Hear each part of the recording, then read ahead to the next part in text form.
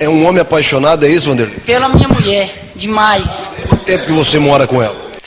Rapaz, eu tô enrolado com a mulher tem uns 3 meses já, que eu já vou enrolado com a mulher, mas que a mulher tá me dando um desgosto da vida tão grande, fala a verdade pro senhor. Quantos anos que ela tem? Tem 40, lá vai pra o lado, já é mulher velha já. Você é apaixonado? Apaixonado. Não aguento mais. Fala a verdade pro senhor, eu não aguento, eu não aguento mais aqui mais não. Deus me livre.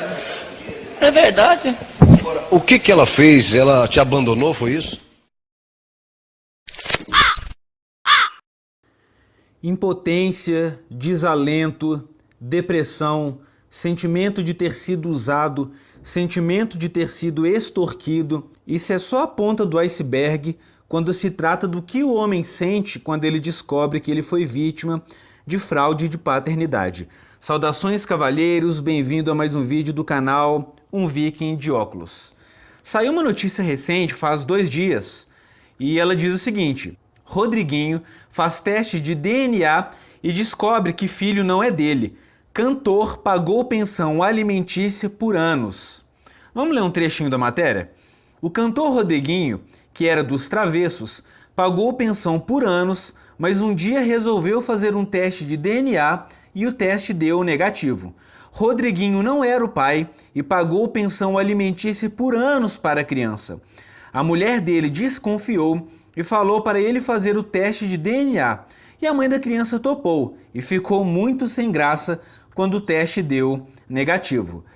Isso é muito mais comum do que a gente pensa. No final desse vídeo, eu vou ler alguns dados trazidos ao público por Stephen Molyneux e vocês vão ficar de cabelo em pé, vocês não têm ideia de quão comum é esse tipo de problema.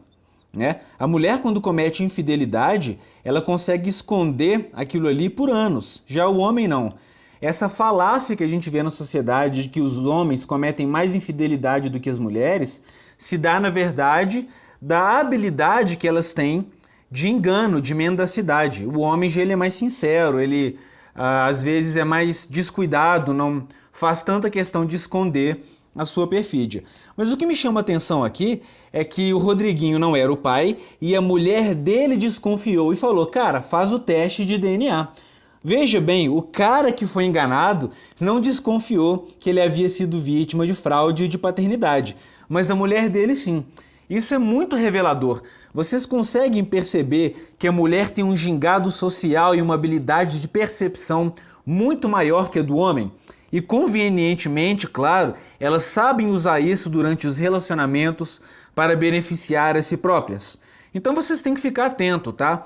Porque muito homem acha que ele é o cara, que ele é o racional, e embora o homem em alguns aspectos seja mais racional do que a mulher, a habilidade de manipulação e persuasão masculina nem chega perto da habilidade feminina nesse quesito.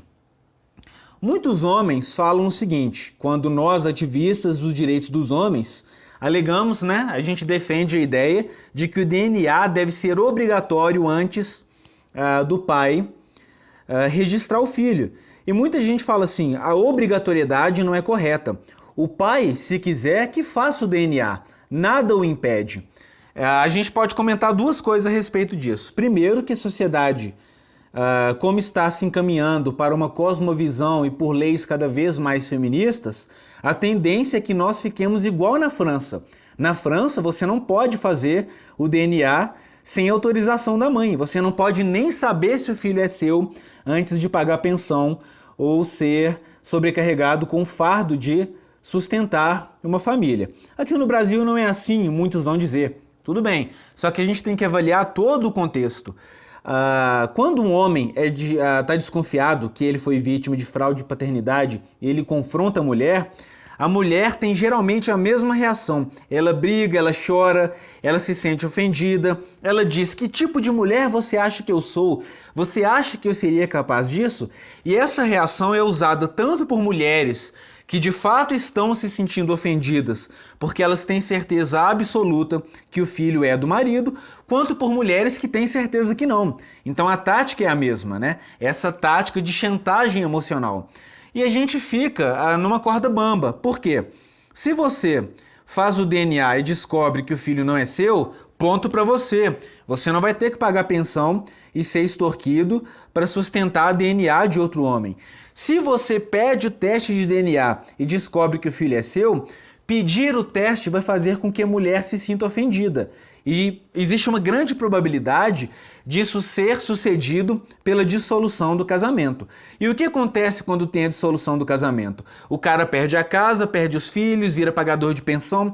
Se estiver desempregado, ele pode ser preso. Então não adianta a gente falar que isso deve ser facultativo, porque se o homem exige esse tipo de coisa, ele automaticamente é punido pela decisão unilateral da mulher de abandonar o lar, e a justiça, claro, vai dar o aval para ela fazer o que quiser dali em diante. Então não é tão simples assim. A única maneira da gente conseguir reverter isso é exigir o DNA obrigatório. Você, pai, que está passando por isso aí e tem medo de chatear sua mulher e ela te largar, tenta fazer o exame de DNA sem que ela saiba. Tem jeito, não é tão caro. Agora eu vou ler uns dados aqui para vocês e vocês terão a ciência de quão comum isso é. E terão também a ciência do que é mais chocante, que a sociedade, embora não saiba disso, a comunidade médica e pessoas que trabalham com pesquisas sabem disso há bastante tempo. Como o próprio Stephen Molyneux falou no vídeo, quando uma criança é trocada na maternidade e a mãe fica com um filho que não é dela, a sociedade entra em balbúrdia, a sociedade tem ataques de histeria, é um verdadeiro alarido quando isso acontece.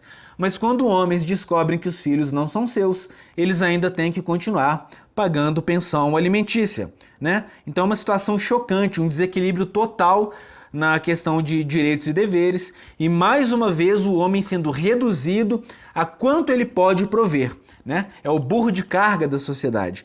Vamos ler agora alguns dados e vocês vão se surpreender. Fraude de paternidade. Esse tópico é muito interessante. Isto é algo que voltou à tona recentemente, embora se fale disso desde os tempos bíblicos. Geneticistas descobriram este fenômeno ao realizar estudos com grandes amostras, buscando genes que causam doenças como fibrose cística. Na fibrose cística, ambos os pais precisam ter o gene. E então, se uma criança nascer com fibrose cística e somente a mãe apresentar a doença, isso significa que o pai, não é o pai. Digo, o pai que está em casa não é o pai biológico. Então foram descobertos irmãos que eram meio-irmãos, pais sem parentesco com mais de um dos seus filhos e tios mais próximos dos seus sobrinhos do que poderíamos imaginar. Estes são chamados erros de pedigree, e assim como outros termos, é apenas um jargão científico para os vários de nós que pertencem ao bloco genético de outra pessoa. Se os erros de pedigree não são encontrados, eles podem arruinar um estudo. Algumas pessoas dedicaram a vida a desenvolver softwares para identificar o número de crianças cujo pai é apontado pela mãe, mas é mentira. E isto é importante em estudos estatísticos sobre doenças genéticas para determinar os genes ativados. Estão encontrando números chocantes. Então, alguns determinam um intervalo de 5 a 10%. Estão dizendo para 5 a 10% de nós que o nosso pai não é o nosso pai biológico. Outros, como Janet Papp, da Universidade de Califórnia, dizem que 15%, vejam bem, 15% é uma margem razoável para o Ocidente. Cerca de 1 em cada 10 crianças não é filha do homem que aparece na certidão de nascimento. Um estudo recente em New Hampshire mostrou que 30% dos pais que pagam pensão não são os pais biológicos da criança. 1 em cada 25 crianças foi concebida na presença do sêmen de mais de um homem.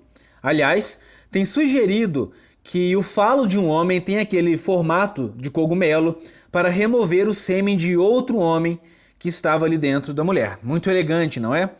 A Associação Americana de Bancos de Sangue relatou que 30% dos homens que desconfiam não serem os pais biológicos estão corretos. Este é um crime inacreditavelmente chocante. Dizer para um homem que este é o seu filho, quando não é, ou quando há uma chance de não ser, e não fazer o teste de paternidade, é um crime inacreditável, pois rouba do homem décadas, milhares de dólares e a chance de passar os seus verdadeiros genes à frente com outra pessoa.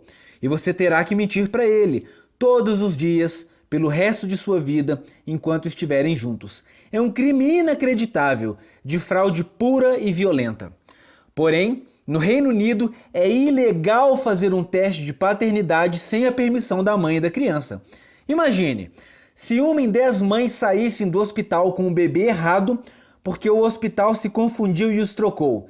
Se uma em cada 10 mães receberem o bebê errado, todos iriam ficar completamente lunáticos. Mas se uma em cada 10 pais ou crianças forem enganados, se a mulher mentir sobre isso para o homem, é ilegal sequer questionar isso por causa deste teste de preconceito. Homens servem apenas para obter recursos para as mulheres. Em 2004, um sul-coreano recebeu $42 mil por este sofrimento. Um teste de DNA mostrou que a paternidade alegada pela ex-mulher era falsa. O Sr. Doe, coreano, casou com a Sra. Doe devido à alegação dela. Então, ela se dirigiu a ele e disse: "Este é o seu filho." Então, ele processou o hospital por ter trocado o bebê no nascimento. Ele não imaginou que sua mulher mentiria sobre algo tão importante, mas ela confessou que tinha engravidado de outro homem. Uma das razões é a mulher sair com vários homens. Ela descobre que está grávida e escolhe o cara mais rico para ser o pai. Existem várias outras razões. Um estudo inglês, feito entre 1998 e 1996, confirmou o índice de 10%. Este número parece bastante alto para céticos, como o geneticista Paul Neumann, da Universidade de Dalhousie. Porém, ele mesmo admitiu que, entre aspas, "minha colega, que é mulher, me diz que as mulheres concordam com isso. São os homens que não acreditam nessas mentiras sobre fraude de paternidade." Bernard Dickens, especialista em políticas de saúde pela Universidade de Toronto, disse que em outro exemplo britânico, a taxa de não paternidade foi o triplo, 30%. 3 a cada 10. Imagina 10 homens que você conhece, pessoal. 10. Daqueles 10, 3 não são filhos do seu pai biológico. E este homem pode ser você, talvez eu, por que não eu também? A gente nunca sabe. Aqui está um exemplo. No começo dos anos 70, uma professora no sul da Inglaterra passou um trabalho de ciências. Os alunos deveriam perguntar o tipo sanguíneo dos pais e usar isso para deduzir o próprio tipo sanguíneo, pois o gene de cada pai determina o tipo sanguíneo.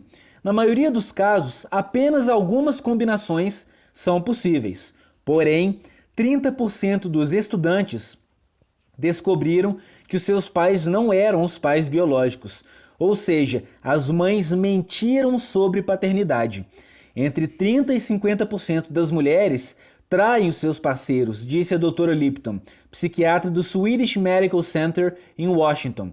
Ela escreveu o livro O Mito da Monogamia. E qual é a lei aqui? A maioria dos estados americanos, 38 no total, ainda tem leis obrigando o homem a pagar pensão, ainda que um teste de DNA prove que ele não é o pai.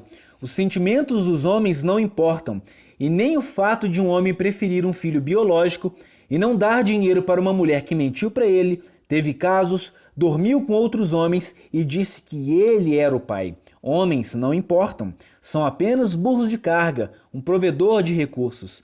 Você não pergunta ao carvão se ele quer ser extraído. Você também não pergunta ao homem se ele quer pagar pensão para um filho que não é biologicamente dele. Esta é uma velha tradição. Por que o casamento é uma instituição importante? Porque homens nunca sabiam sobre a paternidade. O homem investe muitos recursos para criar um filho, e a monogamia prevista no casamento é o meio com o qual ele tem certeza de sua paternidade. Finalizo o vídeo por aqui, meus amigos, e com o questionamento: se a única maneira do homem saber a respeito disso é o teste de DNA que está sendo proibido e a monogamia que não existe mais, quem garante que seu filho é mesmo